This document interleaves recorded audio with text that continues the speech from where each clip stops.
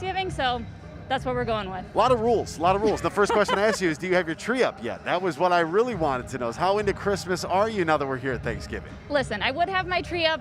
Things have just been a little bit busy. Otherwise, I would have done it early just to get in the mood a little bit, because it's a weird year. The holidays are strange, but hey, I mean, if anybody wants to celebrate early, go right ahead. But now we're at Thanksgiving, so you have all the freedom to do it however you want. You can do whatever you would like, and we're here. It's Thanksgiving, a tradition unlike any other in the Motor City. It is. I mean, it's a staple, and I know that Lions fans across the country, not just here in the greater Metro Detroit or Michigan area, look forward to this game as this is our national TV game of the season right here. Here's the question, though. Have you gotten some of that Ford Field Thanksgiving food yet, Anthony? So I'm going to pass. I'm working really hard with our boss, Brian Habercorn. What? I'm not eating at the game today to save it all for the family festivities whenever it is we get home. Wow. I am eating 2 of them. I will not be joining you in this quest to be healthy or anything like that. It's Thanksgiving. More power to you, I guess, though. I'll be indulging in 2 Thanksgiving meals today. But that's okay, because it's the holidays, and we are enjoying every minute of it, trying to make it feel a little bit more normal. We're bringing you your favorite tradition, even though you can't be here in the stands. We're ready for this Thanksgiving Day matchup, and the players are ready as well. They arrived at Ford Field earlier this morning, bright and early, ready to go for this Thanksgiving Day matchup. I like that jacket from Jelani Tavai.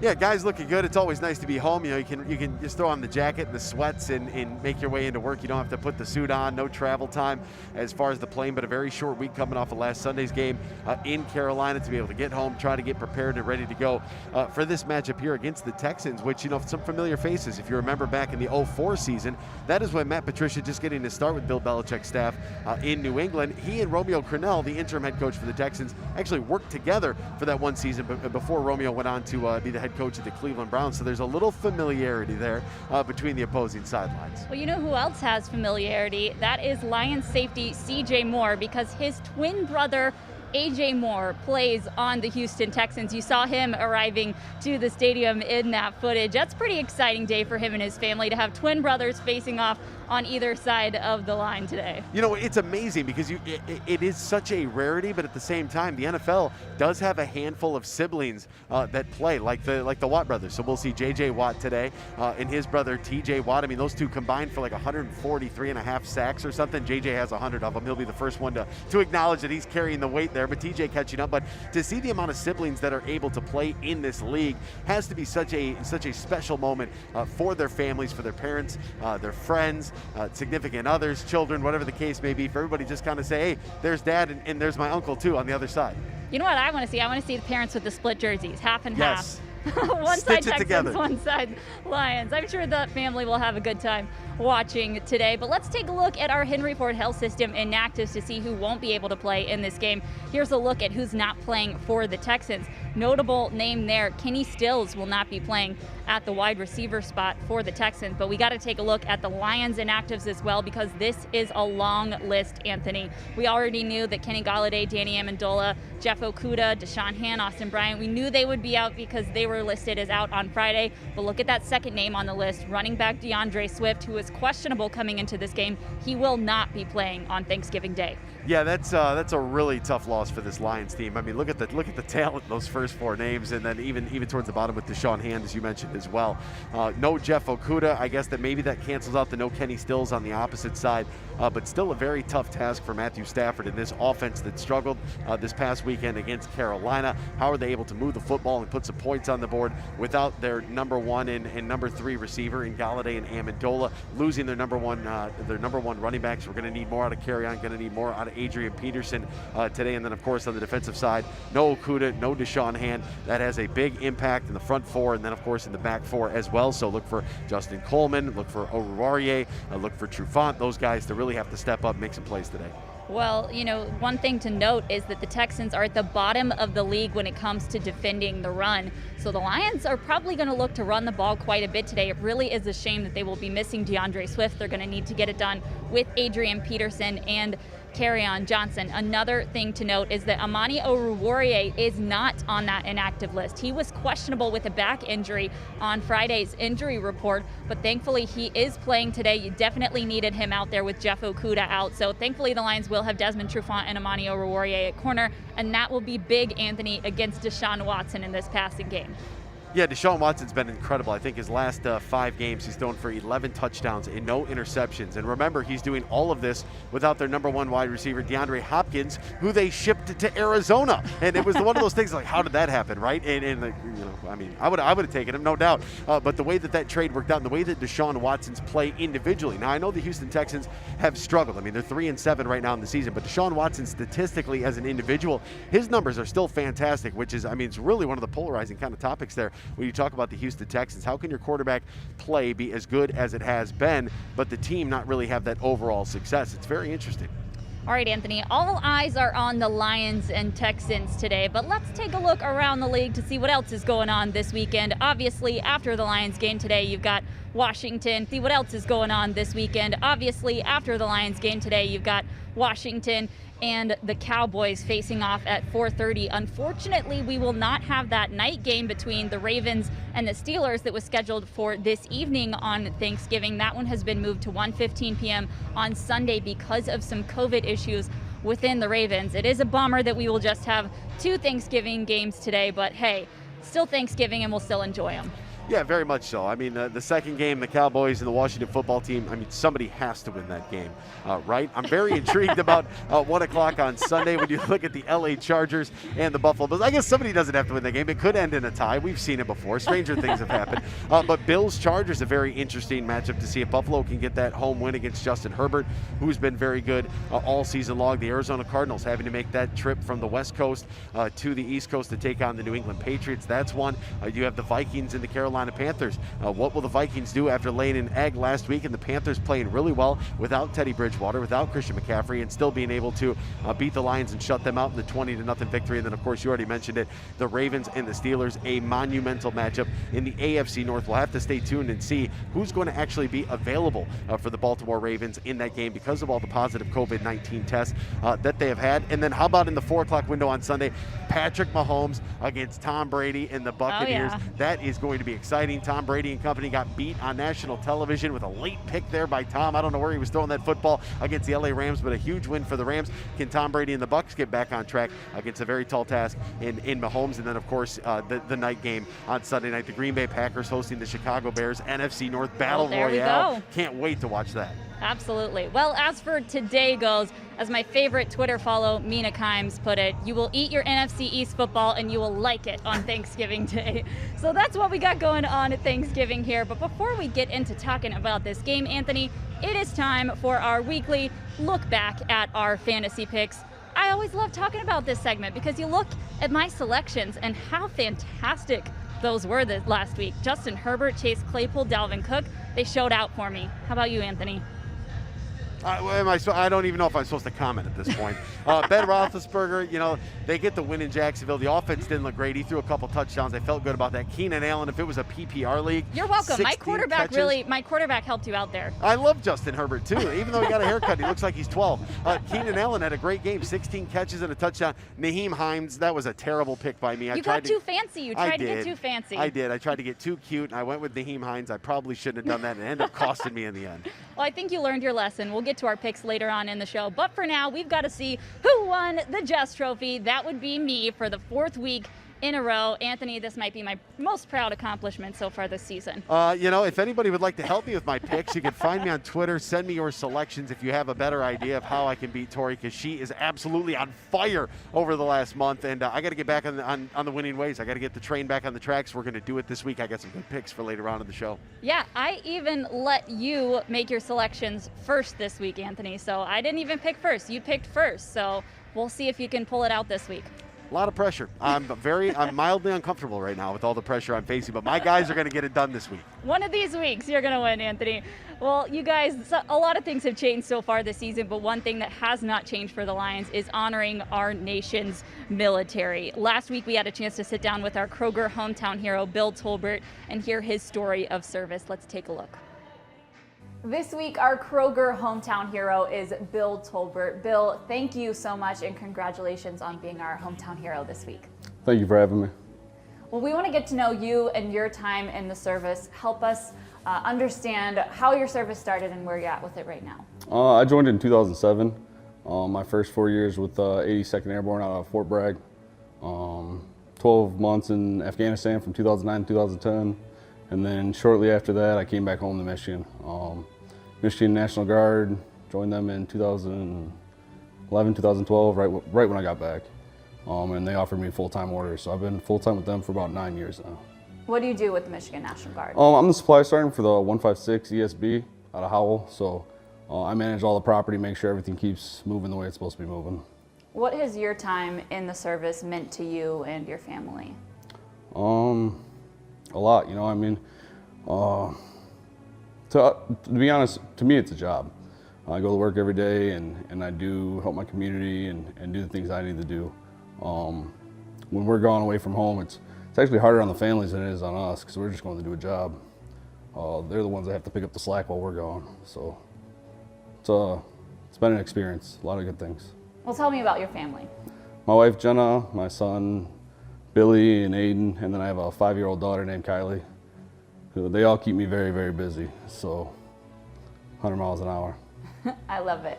Well, you also participate outside of your work with the One of Many Veterans Motorcycle Club. You're the president of the Flint chapter. I am. Tell us about that organization, what you guys do. I've been with them about 7 years.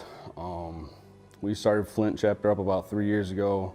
During this time, it's always very busy for us because, especially with COVID, been trying to do fundraisers. It's been really hard to do. So we've had to resort to like bottle drives, things like that. But during the holidays, it becomes really rough on people for getting meals, trying to figure out money for gifts, things like that. So that's when we really come in, step up, and try to find those families that need an extra hand. And these are military families that you guys are helping. They're veteran families that just need a little extra help. So basically, we're in the hope business. We're just trying to give them a little help. Well, you're our hometown hero for our Thanksgiving Day game, which really falls right in line with what you do around the holidays, helping people out. Why is that work so important to you to care for other veterans? To be honest, a lot of these vets, they're, what's the word? It's hard for them to ask for help. I mean, we take a lot of pride in that. So to be able to watch somebody else light up, and Thanksgiving's a big deal. It's the one holiday where you're supposed to not be worrying about gifts or stress. It's literally just food and football and family. That's it. So if you can enjoy that, you can stop worrying about all the other stresses for at least a day. What is it like to come to a family and say, hey, we want to take care of Thanksgiving for you. We want to help you out with the holidays. How does that feel? Most of the time when you call them and talk to them about it, they think you're trying to sell them something. They don't think it's real. I've even been hung up on it. I've had to call back like, this is for real. We're really just trying to take you shopping and meet your family and try to help you out. It's really cool to hear their stories and kind of get to know them a little bit so you get that personal connection. So it's a very, very cool program. We got all over the state. We got 5 chapters across the state. We got Battle Creek, Lansing, Jackson, Grand Rapids, and Flint. So if you're in Michigan and you're a veteran, we can help you out. What does it mean to you to be selected as our Kroger hometown hero this week for Thanksgiving? It's extremely humbling. Like I said, Thanksgiving is a big deal for me. Like family, football, it's supposed to be simple and you're supposed to enjoy it. So this and all the work we do during the holidays. So it's a very humbling experience and I appreciate it very much. Well, Bill, thank you for the work that you are doing for our veterans and in our military. We appreciate you and congratulations. Thank you so much. We want to thank Bill again for his service, and we look forward to having him back at the stadium soon. You can nominate your hometown heroes today at DetroitLions.com/hometownheroes. We'd also like to thank Blue Cross Blue Shield of Michigan for being the presenting partner of the Detroit Lions pregame show today. Fans, a reminder, make sure you tune into Fox 2 each Sunday at 10 a.m. for Lions Game Day Live, and turn on Fox 2 Sunday evening at 11 p.m. to watch Sportsworks and Lions Game Night for a complete recap and interviews from today's game. If you're watching the Detroit Lions from the broadcast region, make sure you tune into your local CBS station to catch today's game, which kicks off at 12:30 Eastern Time. And with the holiday season now underway, the Lions Lions and Pepsi have something special for you, the fans. Grab your phone and open up the Detroit Lions mobile app right now and check out the new virtual holiday filters brought to you by our friends at Pepsi. You can even try on the Kenny Galladay custom holiday sweater. Be sure to share these with your friends and, of course, your family as well. And we want to see your game face today. You have the chance to be featured on today's show by posting using the hashtag DTE GameFace and showing us your game day energy. Don't miss out on the opportunity to be a part of the Lions game day. Post now with the hashtag DTE GameFace. Blue Cross Blue Shield of Michigan has long been the Lions partner in presenting our annual Thanksgiving Day Classic. Together for the past 5 years, we've selected one lucky child to carry a Lions game ball down the America's Thanksgiving parade route on board the Blue Cross float, receive a police escort from the end of the parade route to Ford Field, and make a very special handoff to Lions quarterback Matthew Stafford. While the tradition looks different this year, we're proud to celebrate this strong partnership and encourage the development of healthy habits early in life. Happy Thanksgiving to all Lions fans. I'm joined by Andy Hetzel, the VP of Corporate Communications for Blue Cross Blue Shield of Michigan, who's our presenting sponsor for this week's Thanksgiving Day game. Andy, thank you so much for joining us, and thanks for your partnership with the Lions. Well, Tori, it's always a pleasure to join you, and Blue Cross has been a proud partner with the Lions for a very long time and a game day sponsor of Thanksgiving Day for a number of years now. We enjoy the Thanksgiving Day game presenting sponsor because of its meaning to the people in Michigan. Thanksgiving's a tradition. We feel that Blue Cross is a tradition and the Lions are a tradition. And so we love it to partner with you all on Thanksgiving Day. This is such an exciting game, and we love having you guys as our presenting partner. Help us understand how the relationship between the Lions and Blue Cross Blue Shield of Michigan began. It's really a relationship that, as with all good relationships, has grown over time. So we go beyond an advertising partner with the Lions. We don't see the Lions as a promotional partner for our brand. We see them as a true partner in the community. What the Lions and Blue Cross do together in the community has deep impact locally, especially in the lives of children. Through our relationship with the Lions, the presenting sponsorship of Thanksgiving Day, we promote our My Kids Can program. My Kids Can is an effort to engage families all over the state of Michigan in helping their kids build healthier habits around diet and exercise. And as part of that, the Lions and Blue Cross also partner on the Play 60 program, which, as we all know, is really hands-on in the community, inspiring kids every day to get outside and get that 60 minutes of activity. Very important to the health, especially of our youngest kids. How has that partnership with the Lions helped what you guys have done to encourage healthy play in kids? Well, Blue Cross is heavily invested in the health of our children. Over the last 15 years, we've dedicated more than $6.5 million to grants to local schools all over our state. We're partnering with more than 750 schools now across the state of Michigan to engage kids in the school environment, build sustainable programs to help educate them on the importance of healthy eating and daily activity. And those programs, because of their longevity, are now having a sustainable impact. They choose vegetables and fruits more often in their diet, and they exercise more during and after the school day than kids in other schools around the state. And those are good improvements that we all want to see. I love that. I love that action is being taken and it's actually making a difference. It's so good to see that. And I know that the annual Turkey Day VIP sweepstakes have been important to this partnership as well. Help us get to know that. Well, the Turkey Day VIP is part of our My Kids Can initiative. It's part of our partnership with the Lions. And what Blue Cross and the Lions have done over the last 6 years has truly been magical. We send out a sweepstakes through your efforts with the Lions to engage your fans. Kids from around the state and their families apply to be the Turkey Day VIP. In the past, we've brought those families to Ford Field to enjoy the Thanksgiving Day game. Unfortunately, this year, our Turkey Day VIP can't enjoy Ford Field in person, but we're still making it a special experience for that lucky child. And you got the football in hand. You are ready to go for Thanksgiving. I do. And Oliver Long from Morris, Michigan, is our Turkey Day VIP this year. Oliver and his family, Brad, his dad, is a three-sport high school coach. Carrie, his mom, and his brother Griffin are all actively engaged every day in promoting better health. And Oliver is a great ambassador for our My Kids Can program. We congratulate Oliver Long and his family from Morris, Michigan, as our Turkey Day VIP this year. And Oliver will win a number of great prizes courtesy of the Lions, including a commemorative ball like this one. He'll earn a Lions prize pack And Blue Cross and the Lions are providing a $1,000 gift card so his family can buy an excellent Thanksgiving dinner, watch the game at home, enjoy it in safety, eat a lot of nutritious, yummy food, and cheer on the Lions. That is awesome. I love that we have found ways to make that special, even in the year that we are in. It certainly wouldn't be Thanksgiving Day without the Lions and without our Turkey Day VIP. Thank you so much, Andy. Thanks, Tori. It sure is good to see Blue Cross Blue Shield of Michigan still making Thanksgiving Day happen for us. We appreciate them being the presenting sponsor of our pregame show here. Welcome back into the show where I am here on set at Ford Field, joined by Tim Twentyman down at the Henry Ford Health System Update Desk. Happy Thanksgiving to you, Tim. Happy Thanksgiving to you, Tori. It's good to be here with you. It's my 7th Thanksgiving in a row spending it with you guys, so should be another good one. Yeah, you hope so. You hope the Lions come out and play a little bit better than they did last week. Play with some energy, get a lead, and make this a fun game on national TV.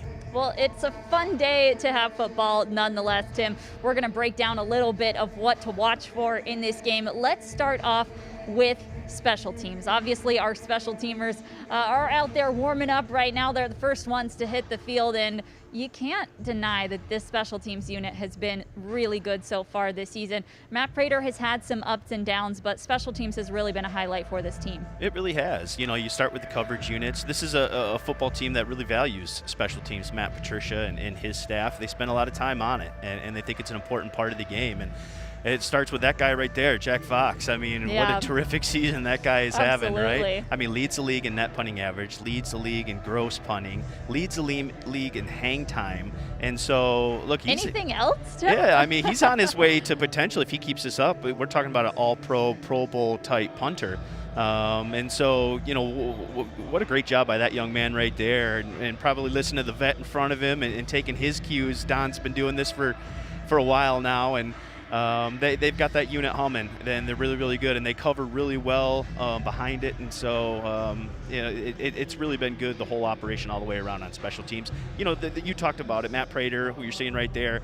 He's missed 7, and that's a little bit uncharacteristic. He's only missed 5 in an entire season in his 6 previous years. So, but he's made some big ones, obviously. Some game-winning ones and some huge ones. And so you got to take the bad with the good sometimes. But there's certainly a lot more good than there is bad when you talk about a vet and a guy like Matt Prater. I just want to note, while we're getting our first look at the players on the field, they're in their throwback uniforms today. I love the throwbacks on Thanksgiving. No better day to wear the throwbacks, huh, Tim? It's kind of tradition now, isn't it? Yeah. I think they throw them out there. Yeah, it's a good look. I like that. It's kind of old school. I just like that helmet, right? It's kind of old school, nothing on it, just that kind of that silverish helmet. I love it. Well, considering the tradition of today, I like bringing out the traditional uniforms. All right, Tim, we got to talk offense today. This offense got shut out last week in Carolina. It was not a pretty scene down there at Bank of America Stadium. The Lions lost that game against the Carolina Panthers. What needs to go right for them on offense today? Finding the red zone to start would be important. Didn't do that last week. And then, finding a way to punch it in, right? And so, you talk about how bad that performance was last week. This team had never been shut out when Matthew Stafford started at quarterback. It had been since 2009 since they were shut out. And it really started early on. They couldn't get anything going in the run game. I think Adrian Peterson and Kerryon Johnson combined for 35 yards because they didn't have DeAndre Swift, and that's just not good enough, right? And then you get behind on the scoreboard, Tori, and then those guys can pin their ears back. And you talk about the 5 sacks and the 11 quarterbacks hits. All 5 of those sacks were in the second half, right? Once you get down on the scoreboard and you prove that you can't run the football, well, then those guys are just going to tee off. And that's what happened last week, and it made it really difficult on offense. So, I think the first quarter is going to be so important in this one, right? And I think the benefit of having a short week, too. You talk to Matthew Stafford, you talk to T.J. Hawkinson. There was a bad taste in those guys' mouth being shut out, right? And now you're on national TV, right? You got a quick turnaround, so you didn't have to dwell on it because you had to turn the page to Houston, which I think is a good thing. And it's about the first quarter for me. You've got to be able to establish some kind of run game, some kind of balance. And, Tori, that could be a short pass game, too, that substitutes for a run game. You can get the ball out quick to your wide receivers. You can use Kerryon Johnson and Adrian Peterson in the flat and get them involved in quick, short passes that's really just an extension of the run game. And so we could see some of that. And however they do it, they've got to be a little bit more balanced than they were last week. They've got to prove that they can run the football, or at least move the football early on, because you don't want TJ Watt, you don't want Whitney Merciless, you don't want all these guys being able to pin their ears back like we saw with Brian Burns at Carolina last week. That's just not a recipe for success. All right, Matthew Stafford, the quarterback of that offense, he was dealing with a thumb injury last week. Still on the injury report this week, but he was a full practice participant on Friday. Looks like he should be good to go for today. You're looking at his stats from this year so far: 17 touchdowns to 7 interceptions. Some of those interceptions have been tough moments for this Lions team. They've come in crucial moments and have been questionable throws. Tim, what do you think is going on with Matthew Stafford, and what should we expect from him on Thanksgiving? Well, I think he's pressing a little bit. You talked about some of the interceptions in the end zone, and that's, decisions, knowing you haven't scored enough points, right? I can fit this in. And so I think there's some of that, but I think he just, he's got to take a step back, right? Just operate the offense like we know he can. Now, they're not going to have Kenny Galladay. They're not going to have DeAndre Swift. They're not going to have Danny Amendola. And that's a lot of weaponry off the field, right? But you've still got some guys that can make plays. TJ Hawkinson, who we've talked a lot about, right? Marvin Jones Jr. Those guys can still make plays. And that trio that you're seeing on the screen there, that's a lot of production. And especially with Swift, with where he was in his first start right before the concussion. That's a big loss for them. But this is the NFL, right? You got to step up. Injuries happen. And so they need Kerryon Johnson or Adrian Peterson to step up in the run game, right? Be productive. They need Matthew to take care of the football, right? Still distribute it out to some of those weapons. One thing I'd like to see too, maybe a little bit, is a little bit more of Kabinda, the fullback. Okay. Adrian Peterson loves to run behind that fullback, right? And this is a Houston Texas team that enters this game dead last in the NFL in rushing defense. Right. And so now they were good last week against New England, held them to 55, but if you look at the entirety of their season, they haven't been very good stopping the run, right? So hand it off to that guy early. He loves to run behind a fullback. He can still run tough and break tackles. And so if it was me, right, I don't have a lot of my weapons on the outside, right? So when Danny's there, when Kenny's there, you got to get those guys on the field, right? But when they're not there, I think you've got to play to some of the strengths that you have. And Adrian likes running behind a fullback. If it was me, I'd put Kabinda in there a little bit more, try to open up a few of those lanes and establish that run early on against a defense that's been proven to struggle stopping the run. Yeah, absolutely. That's definitely an interesting thing to look at for today, is how bad this Houston Texans defense has been against the run. And the fact that the Lions are missing their top running back today is definitely unfortunate. Tim, do you still expect them to really rely on the run game a lot, considering the opponent? Well, they want to be balanced. I don't think you can do, obviously, if you can run the football, run it successfully, then you lean on that, and against J.J. Watt and some of the pass rushers that they have, I don't think you want to go into this game saying, let's have Matthew throw the ball 50 times. I don't think that's a recipe for success. And so I think you still want to be balanced, right? You want to be able to run the football, and it doesn't have to be huge chunk plays, right? Just effective, right? Give yourself 2nd and 5.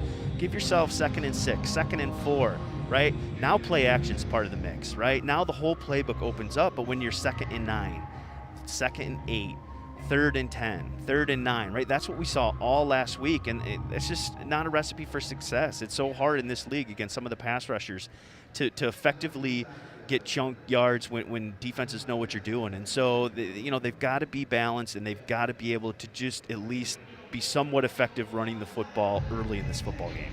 We saw Darrell Bevell standing there behind Marvin Hall as he was catching punts back there.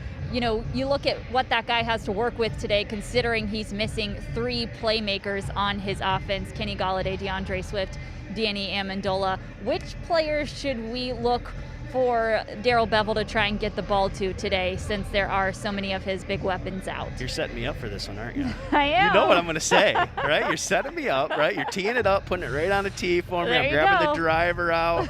And it's, I think, what we saw last week, right?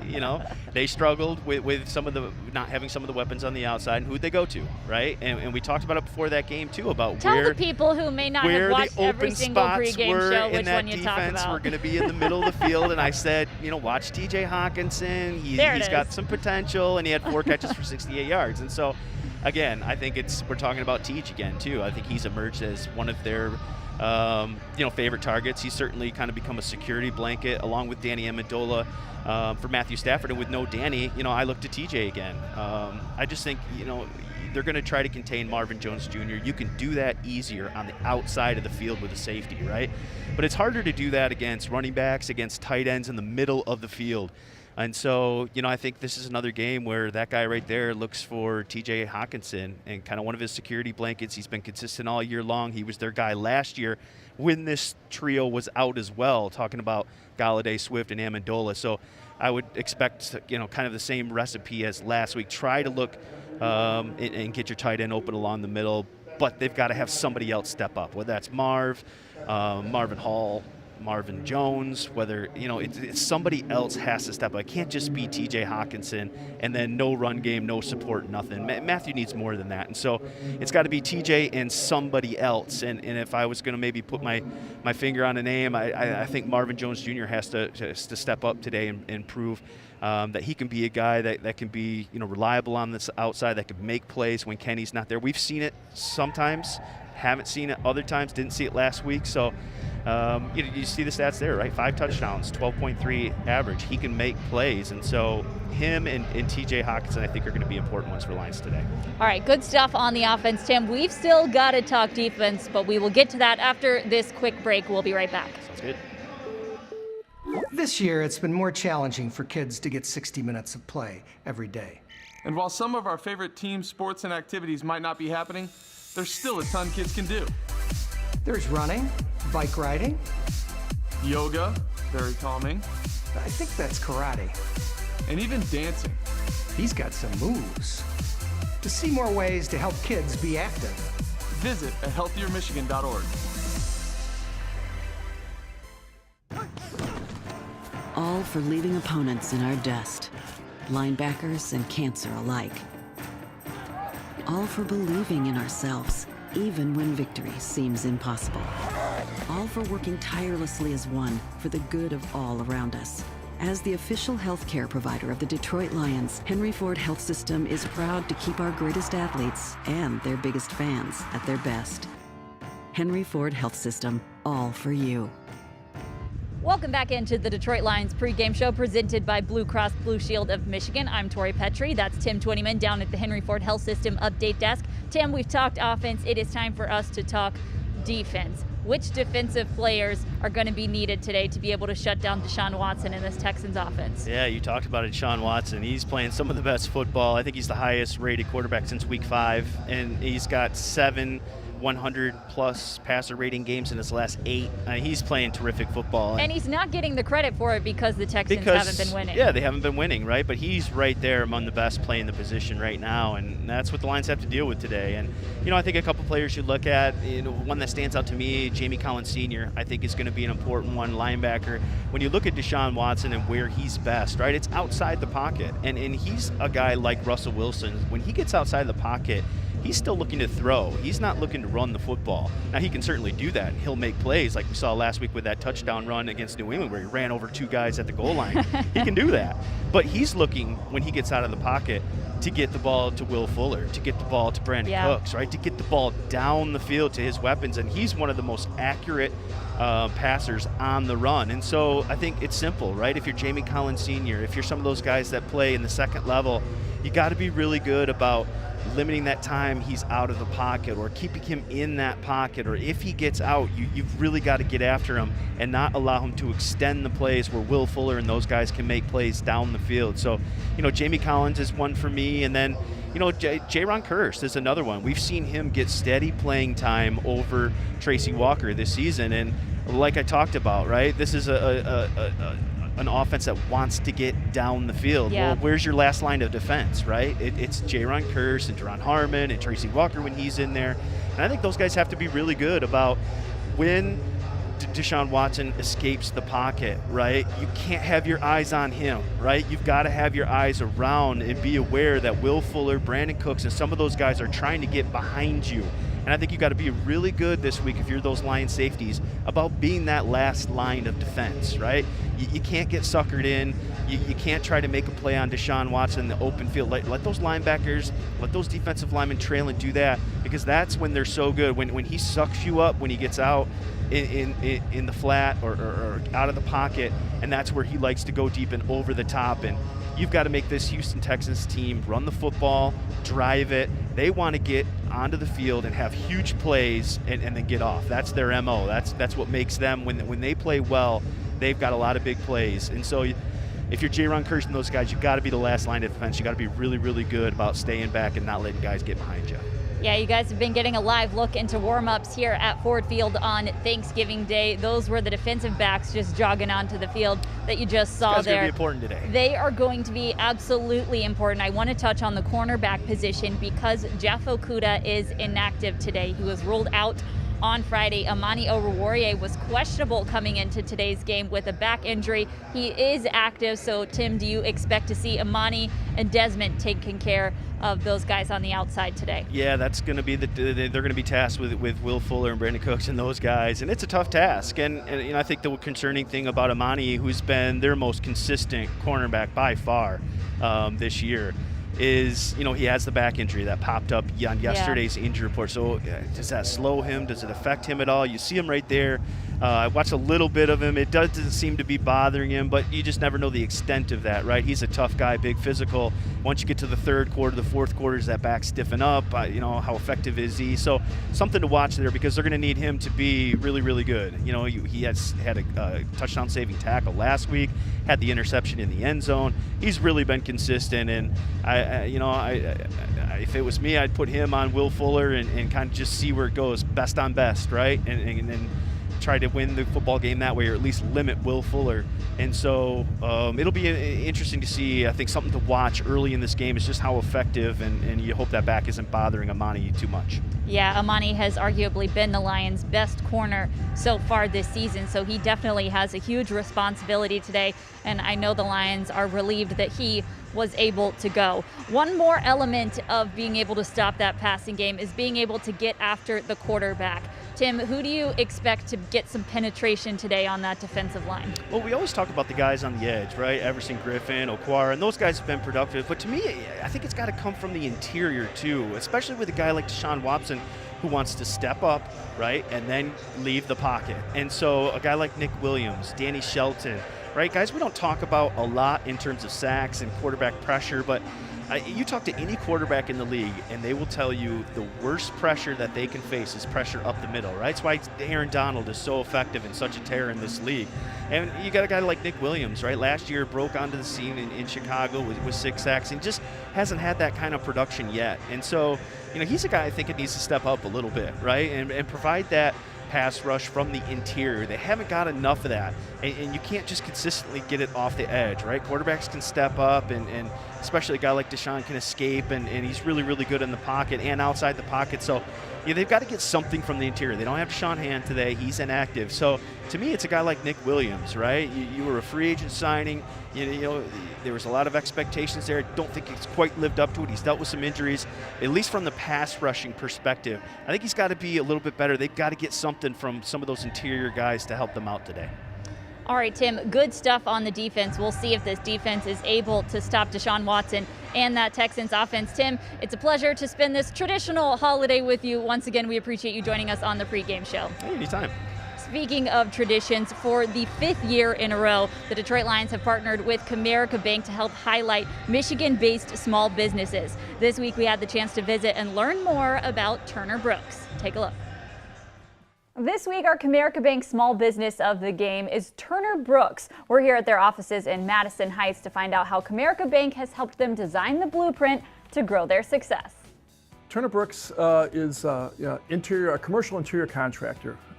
We do resilient flooring, carpeting, acoustical ceilings, metal studs, drywall, light gauge framing for exterior buildings, and finished carpentry.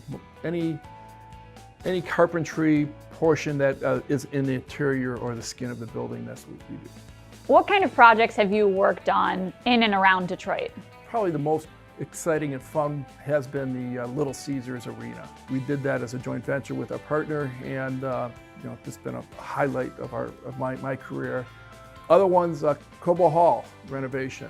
We did the arena remodel for that, won our Industry Intex Award for that. Another notable project that we were glad to be a part of was U of M skyboxes. We got to do the skyboxes, the exterior on that. And Ford Field, a few years ago to remodel, our flooring division was lucky enough to do all the renovation of all the suites and the flooring down there. Well, those are some pretty cool clients that you've gotten to work with. What makes you passionate about being able to work in this business and work on big projects like those? To see it come from paper to the end result. Little Caesars, there was, everybody knows, it's such a showcase in the city, and the difficulty and the design that went along with that and how that worked out with the team to make the project as successful as it is was probably very exciting. Well, you've been in this business for quite a while. How has your business grown since you first started here? When I first started, we were just getting into the drywall side of the business. Turner Brooks was started in 1933 as a flooring company. Back we were on Boston Boulevard in Dexter, and they grew from that to acoustical in the 60s and the 70s. When I started working in the warehouse, we got into drywall and interior and exterior finished rough carpentry and drywall. So with that addition, it is multiplied immensely over the years. How has Comerica Bank played a role in that growth? Comerica's been a good partner. They've been with us through the good times and the bad times. But they've been there when, with the needs of capital when times get tough, and help us grow when the times are better. So, having that partnership is vital to be a successful company. What does it mean to you to be selected as the Comerica Bank Small Business of the Game for the Thanksgiving game, no less? It's exciting. It gives us opportunity for Turner Brooks to showcase our business, our what we do, being able to get out and get a little marketing out there to talk about our success. And we're glad to have the opportunity and honored to be part of this event today. Well, Bob, thank you so much for joining us. We appreciate you, and congratulations on being our Comerica Bank Small Business of the Game. Well, thank you very much. Nice to meet you. Thank you again to our friends at Comerica Bank for helping us honor Turner Brooks. To learn more about the small business program, head to DetroitLions.com. Welcome back in to the Detroit Lions pregame show presented by Blue Cross Blue Shield of Michigan. I'm Tori Petry, joined down at the Henry Ford Health System update desk by Mike O'Hara. Mike, happy Thanksgiving to you and welcome into the show. Tori, same to you. Thanks for having me. I appreciate it. Well, it's good to spend Thanksgiving with you again, Mike. It is our yearly tradition here in Detroit. We're happy to be at Ford Field, and this year the Lions are taking on an AFC opponent. We've been seeing them take on some NFC North opponents the last several years, but they're going to the AFC to face the Houston Texans today. Who's the number one person on the Texans they've got to stop? Deshaun Watson, and Deshaun Watson. Makes sense to me. It makes sense to me, too. That's why I said it. Yeah, absolutely. You're looking at his stats here. He's got 20 touchdowns to 5 interceptions so far this year. That's a pretty good ratio from Watson. He's playing out of his mind right now, but he's not getting a ton of credit because the Texans haven't been able to win a bunch of football games. No, but one thing about them, they started out 0-4 and fired Bill O'Brien. And as a rule, Tori, I don't think when you change coaches in mid-season or whatever, that it really has a positive impact on the team, because they kind of look at it, who's going to be the next coach? This is exhibition football for the next 6 weeks or 10 weeks or 5 or whatever it is. But, Romeo Cornell, I think, has made a difference with that team. He'd been the assistant head coach. And, he's sort of a fatherly, grandfatherly figure, but that doesn't mean he's easy and anything like that. I don't mean that at all. But he really gave them sort of a breath of fresh air that I think that team needed, and they were 3-3 since then. So he's given them a lift. When we had him on the Zoom conference call earlier in this week, asked him what his goals were, and he said, I want to win more games. Well, he's not just packing in the season because maybe he's got a chance to be the next head coach, but for whatever reason, this is an experienced man. He's been in the National Football League since 1981, and he knows his way around. He knows what's important, and what's important is getting those players focused, and I think he's done that.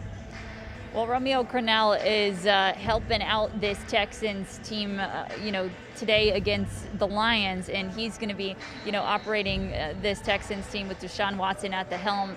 Who should the Lions look out for Deshaun Watson to be passing the ball to later on today? Well, I would think, we always talk about the running game and all, but look, they've got 3 receivers, and obviously they don't have the star they had before with the DeAndre Hopkins or D-Hop, whatever you want to call him.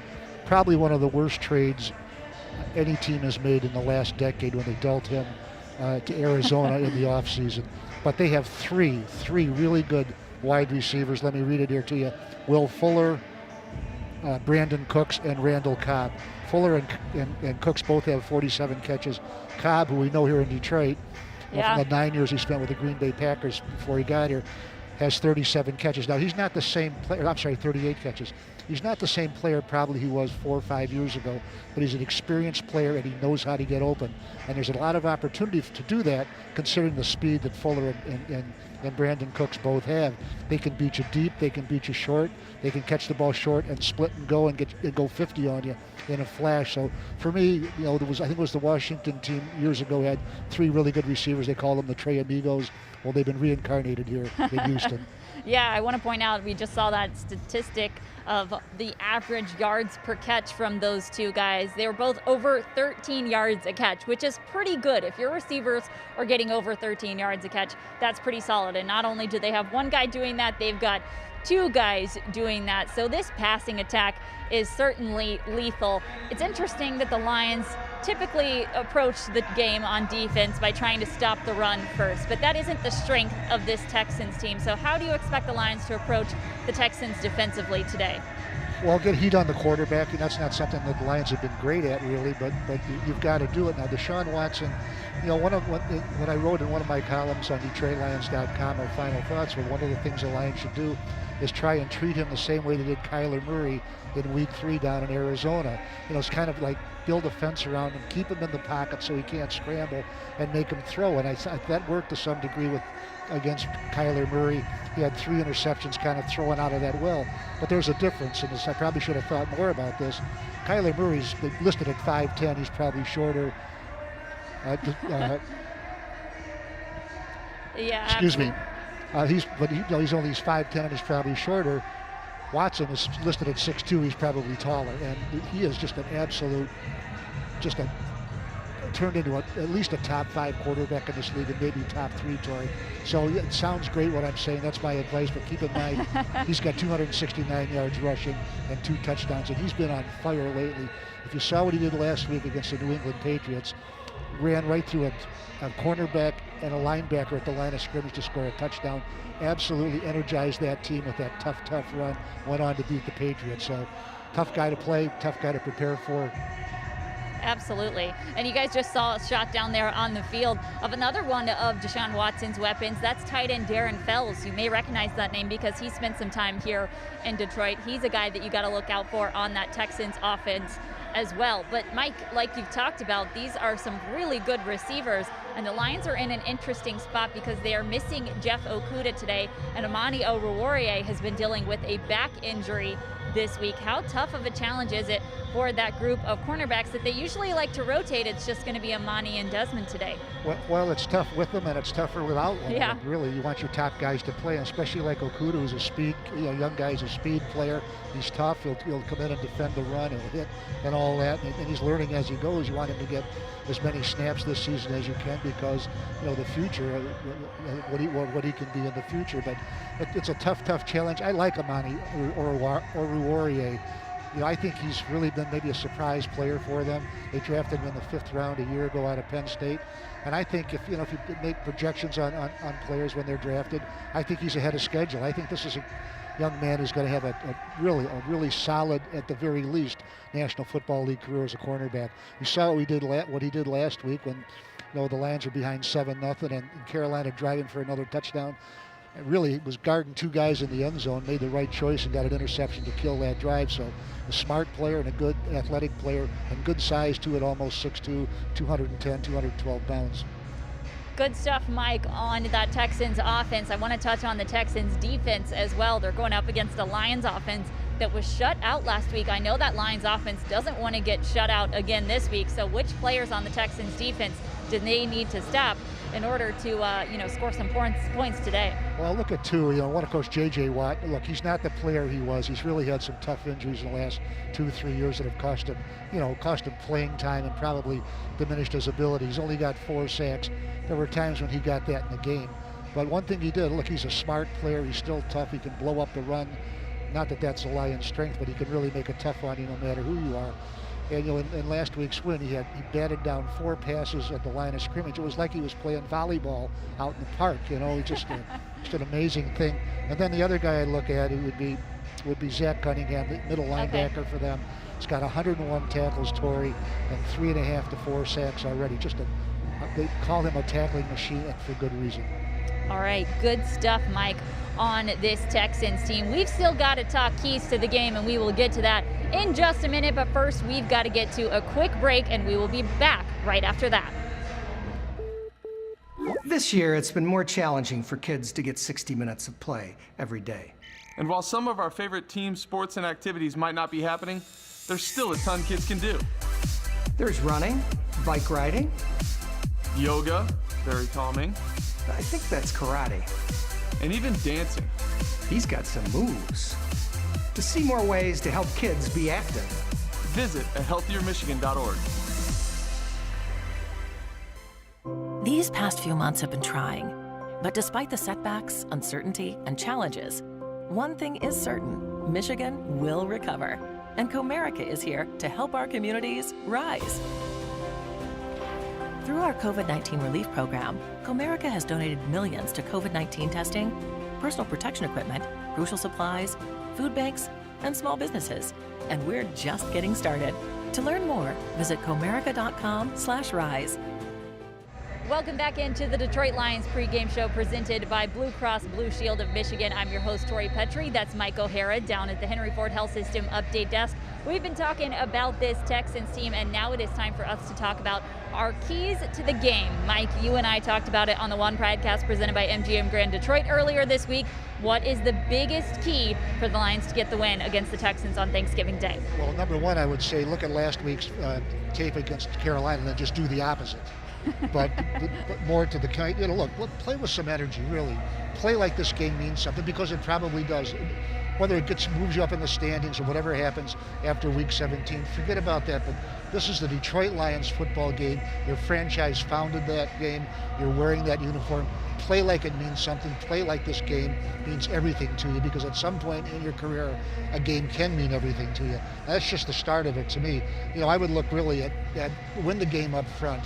I think the Detroit Lions offensive line has been pretty good this season. I think they've really settled down into a 5 or 6 men rotation there. And with Vitae getting hurt out for the season, that kind of changes things a little bit. But look, they gave up 5 sacks all in the second half of last week's game on 27 dropbacks. You can't have Matthew Stafford or any other quarterback in a National Football League trying to function at any kind of acceptable level if he's got on a 5-step drop. On the second step, he's already getting hit. So protect him, and I think they will. I think that was anomaly. And whatever you do, just win up front. Win up front defensively, win up front offensively, and then just play football. Play the game and adjust to what the opponent does. All right, Mike, I asked you this on the podcast as well. How important would a win today on Thanksgiving be for this Lions team after the loss they took in Carolina last week? Well, they need something to build on up for the rest of the season. Look, there are 5 games left after this, and I'm not going to start talking about making the playoffs, because right now it's a mathematical possibility, not necessarily a reality possibility. But it gets better if you win. It doesn't get better if you lose. The thing that kind of surprised me, I was looking at the season so far. The Lions started the season 1-3. They're 1-3 in their last 4 games. Guys, reverse that. To me, you want to get nothing else. Feel good about yourself. Feel good about the guy you play next to, and then move forward next week. All right, good stuff, Mike. Happy Thanksgiving once again to you. We're thankful for you here on the pregame show, Mike. I hope you have a great day. Okay, and thanks, Tori. Thanks for having me again.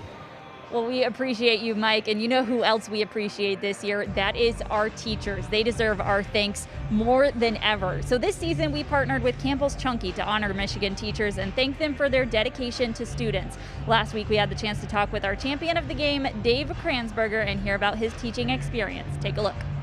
Today, our Campbell's champion of the game, fueled by Campbell's Chunky, is Dave Kransberger. Dave, we are so honored to have you as our champion of the game, and we can't wait for fans to get to know you. Well, thank you for the opportunity to be here. I feel so blessed and fortunate even to get the opportunity to talk to you. So I'm excited about this. Well, I like that you came dressed and ready. You got your Lions gear on, so clearly you are a Lions fan. Now, Dave, you aren't currently teaching, but that doesn't stop us from honoring you as our champion of the game because of the path that you have gone on. It has been quite the last year for you. Help us get to know what this year has been like and how that affected your teaching journey.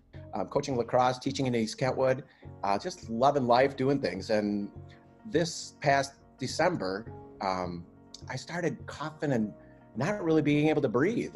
And I had to go see some doctors, and they told me on Monday when I got back in January 2nd that you have cancer. And we'll talk to you in about a week. And as you'd imagine, as a person hearing that, you're scared. You don't know where it's going to go. So we started all that process, and I just kept pushing the doctor, saying, there's got to be another option. We've got to look for something else. We had just adopted 2 more children to go along with our 2 children we adopted 2 years ago, and our 2 older children. And my wife said, "Hey, Dave, I don't want to be around without you." My cancer is what's known as was leupitic, and which means it stays in your lungs. And they were able to remove it by just taking out my lungs. It really has been a miraculous journey for you, and we are so thankful that that lung transplant was successful and that you're here still thriving. And I know you still want to get back to teaching because it's something that you are so passionate about. So tell us a little bit about your teaching journey, how you started teaching, and why you love it so much. Became an administrator because I thought I could help more kids. Found out that I didn't like being so far away. So I went back to the classroom and coached and did all the things you can to just progress kids. Coaching lacrosse. What I love is the opportunity for kids to be active. It's provided opportunity for kids. You don't have to be big or small. You can be any size, and you can play, as long as you practice. And that's the key to the whole event. I love your zest for life and your passion for what you do. What does it mean to be selected as the Campbell's champion of the game, fueled by Campbell's Chunky, after everything that you've been through in the last year? I am just honored. When this came through, I first said, I'm not your teacher. I'm not even a teacher right now. I can't do this. And I mean that from my heart. I think we have to recognize the people that have done so many amazing things this year, because it's been so challenging being a teacher. But I've also been blessed with a miracle. And I want others to hear that, because if they're going through a time and they're saying, you know what, hey, I don't know what I'm going to do. I've got this problem. What can I look? Keep looking. Don't give up on that. Being able to go out for walks and play with my kids and sit here and have a conversation with you and watch my Lions every week, it's what else could you do? So being that champion is an opportunity to share. Well, you truly have an inspiring story. Why is it important to you to get back into the classroom one day? I think there's no greater thing that you can do in life to help somebody else. If you've ever had that opportunity to see that light go on in a child's face, it just makes all the difference in the world. Well, Dave, we're honored to have you as our champion of the game. Congratulations. Thank you. Well, Dave, we're honored to have you as our champion of the game. Congratulations. Thank you very much. I'm very honored. Thank you. What a story Dave has. We want to thank him again for his dedication to teaching, and we hope he's back in a classroom safely soon. You can nominate your champion of the game today at DetroitLions.com/champion.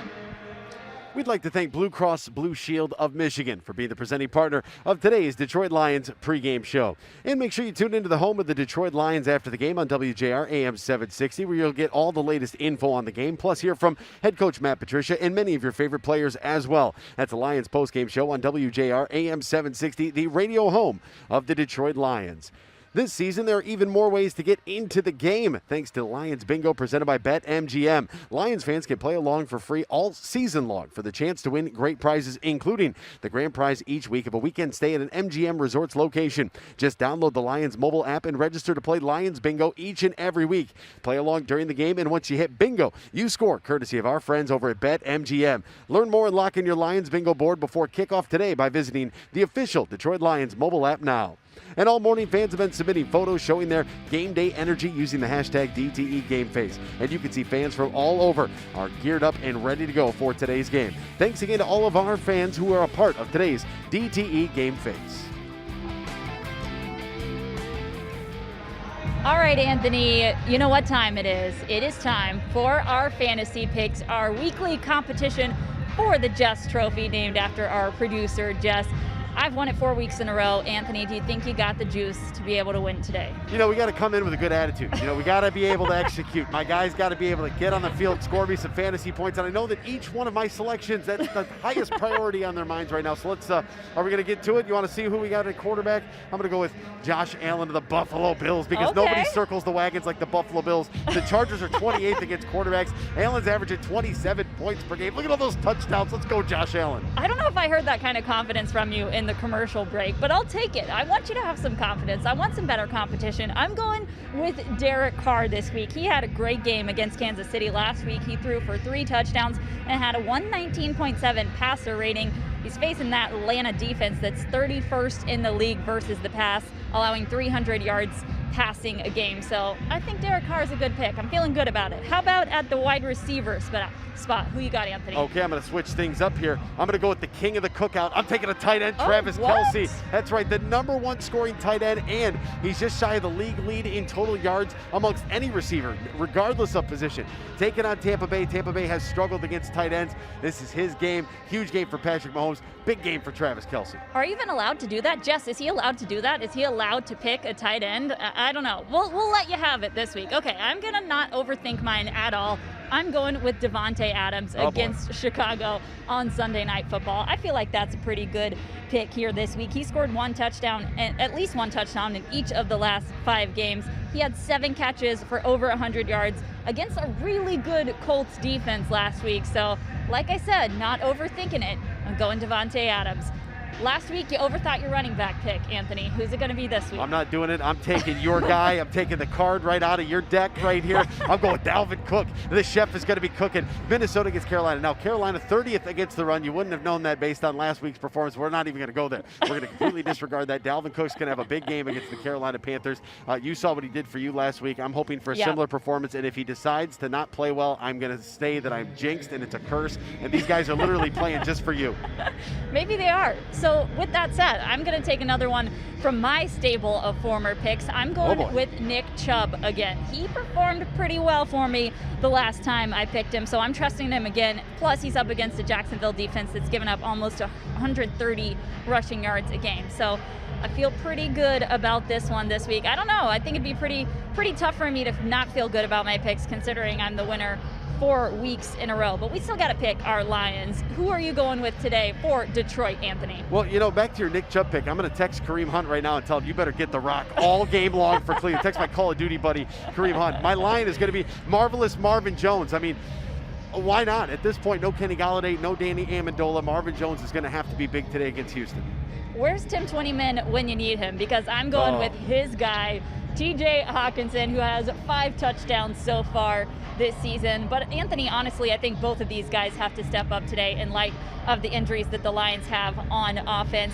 But we're really switching things up this week, because not only did we bring you our fantasy picks, our Lions pick, but we are also bringing you our Thanksgiving fantasy pick of the day. Your favorite side dish. Anthony, what is it? I'm going with cheesy potatoes. I think it mixes well with the turkey. You can pair it with the ham. It's a perfect side dish. It's got the cheese, it's got the potato, it's got everything you need for your palate. You're going to love the cheesy potatoes. I feel like this isn't a traditional Thanksgiving side. Mine is very traditional, but it is an unpopular opinion. My pick is homemade cranberry sauce. None of that stuff in the can. No, throw the can away. We're making it homemade. I know this is an unpopular opinion, but listen, hot take, turkey is bland. It's really not that exciting. It needs something to spice it up. So I'm going cranberry sauce. All right, let's get to our starting lineups presented by Ford. On the offensive line, Taylor Decker, Jonah Jackson, Frank Ragnow, Ode Ibushi, and Tyrell Crosby.